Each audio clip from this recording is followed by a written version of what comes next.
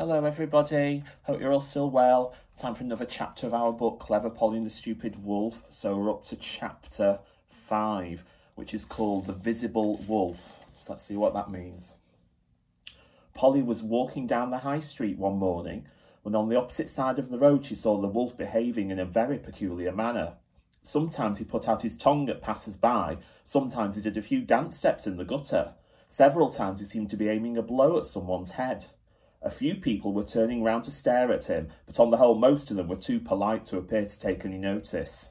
Polly was not afraid of the wolf when there were plenty of other people about, so she crossed the road and came up to where he was standing making faces at a baby in a pram. "Wolf," she said, "you're behaving disgracefully. What on earth do you think you're doing?" The wolf jumped about 4 inches in the air as Polly spoke, and even after he had come down to earth again, he couldn't stop shaking. "You frightened me," he said plaintively, his teeth chattering so that Polly could hear them. "I didn't expect you to speak to me. How do you know I am here?" "Don't be silly," Polly said impatiently. "Of course I know you're here. I can see you for one thing." "You can see me?" the wolf said, apparently very much surprised. "Of course I can. Of what I can see you are behaving very badly. I've never even seen such an exhibition." "But you can't see me," the wolf protested. "I certainly can, but I'm invisible." Polly was in her turn so much surprised that she couldn't speak for a moment. When she could, she asked, "You're what?" "I'm invisible. You can't see me. No one can." "Tell me, Wolf," Polly asked kindly, "do you feel quite well? Have you got a headache? The sun has been rather hot this morning." "It's not the sun. I'm invisible, I tell you. I don't know how you come to be able to see me if you really can, but I'm invisible to everyone else." "How do you know?" Polly asked. "Well, for one thing, she told me I would be." "Who did?" "The wolf I bought the spell from, of course. It was very expensive, but I thought it would be worthwhile, because now I'm invisible, I can come when you aren't suspecting anything, and catch you and eat you without any of this arguing. It's always argue, argue, argue with you," the wolf went on sadly. "As soon as I've got it all nice and clear in my head about when I'm going to eat you, you have to start talking, and then I get muddled. Somehow you always seem to get me so that I don't know if I'm coming or going, or if I'm full or I'm empty. And it always ends the same way," he finished disconsolately. "And that's with you going off scot-free and me going off still hungry." "So you went to a witch and she made you invisible," Polly prompted him. "She can't be much good at her job," she added. "She didn't make me invisible there and then. She told me what to do to get invisible." "What?" "Well, I had to go out when the moon was full, that was the day before yesterday, and pick birch bark and mix it with—" "Here," said the wolf suddenly, "I'm not going to tell you this spell for nothing. I had to pay for it, and if you want it, you'll have to pay for it too." "I don't want it," said Polly. "Thank you. It obviously isn't any good." "Who said so?" said the wolf indignantly. "I do. It's supposed to make you invisible, isn't it? Well, you're as visible as anything. Anyone can see you. You're as thick and as solid as ever you were." "I'm not!" cried the wolf. "I know I'm not. I've been doing all sorts of things to test it out, and I'm sure I'm invisible. No one has taken any notice of me at all, and they would have if they'd seen me." "What have you done, then?" "I saw you sticking your tongue out and dancing and making silly faces, but what else have you done?"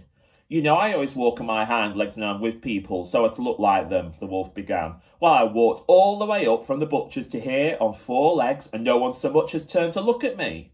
"There's no reason why they should," Polly said. "They probably thought you were an outside dog." The wolf snorted angrily, but he went on. "I made a horrible face at a baby in a pram, and he didn't take any notice at all." "I saw you doing that," Polly agreed. "If I'd been the baby, I'd have made some horrible faces back. But babies get used to people making faces at them. They don't even look any longer. Go on." "You see that drinking trough for horses over there? I got into that and had a bath with a piece of soap I happened to have with me. I washed all over, right in front of everyone, and no one blinked an eyelid. They probably agreed that you needed that bath, and in case they'd be too polite to stare. Is that all you did, Wolf?" The wolf looked rather sheepish. "It did seem as if I must be invisible by then," he said, "and I wanted to do something people couldn't help being surprised by if they could see it." He stopped. "What did you do?" Polly asked encouragingly. "Of course, I know it's childish," the wolf said. "It's not a thing I do in the ordinary way." "No?" "Well, I haven't for years. It was just a test, you understand. I expect I will when you tell me what it was." I wanted to be quite out of the ordinary. I dare say it was all most peculiar, but do let me into the secret. I just ran up and down the street a little. Is that all? Polly asked, disappointed. Well, I believe I said all change once or twice. All change what? And I had a whistle. Occasionally I used it. I see. You ran, you whistled, and you said all change. In between whiles I may just have said chuff. Just chuff. No, I believe I said chuff chuff. More lifelike, you know, the sound an engine makes when getting up steam. Oh, playing trains, Polly exclaimed. Did you say anything else? There's a peculiar noise the carriages make going over the rails. It sounds more like duppity-dee than anything else. And sometimes you said duppity-dee, and then duppity-dur, duppity-dee, duppity-dur, duppity-dee, duppity-dur. Remarkable imitation, isn't it? Remarkable, agreed Polly. You ran, you all changed, you whistled, you chuffed, you duppity-dee, duppity-durred. Anything else? I did have a small green flag to wave.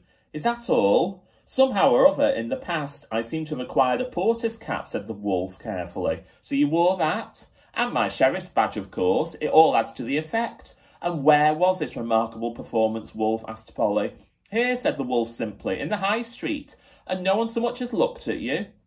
Well, of course, there was a certain amount of sound effect, the wolf admitted. And as I was invisible, no doubt some people were surprised to hear the impressions of a train without there being anything to see.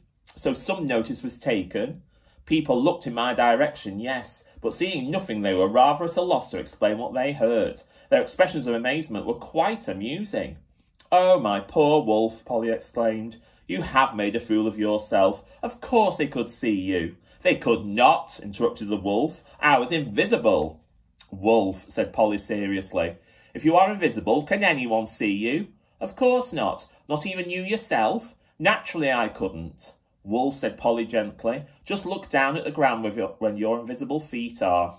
The wolf looked down. Someone has left 2 very dirty paw marks there, he said severely. They are your own paws, Wolf. And those black things above, are they? They are your legs. The wolf stretched out first one paw and then the other and looked at them carefully. He turned round and scrutinised his tail. Then he squinted down and saw the end of his nose. Am I all visible, Polly? He asked in a very small voice. All of you, Wolf. Every single bit of me? Everything, Wolf. Do you mean they all saw me be in a train? Did they see me shunting? Did they know it was me saying chuff chuff? And duppity-dee, duppity-dur, Wolf? I'll never be able to hold up my head here again, said the wolf miserably, making a public spectacle of myself in the street. I'll never be able to look a baby in the face from now on. It's all your fault, Polly. I'd never have tried to become invisible if I hadn't wanted to get you to eat. Never mind, visible or invisible, I'll get you yet, and then I shall be revenged. And Polly let him have the last word this time, as she felt rather sorry, as he went disconsolately away for such a very, very visible wolf. Okay, I hope you've enjoyed that, everybody. We'll have the next chapter soon. Take care.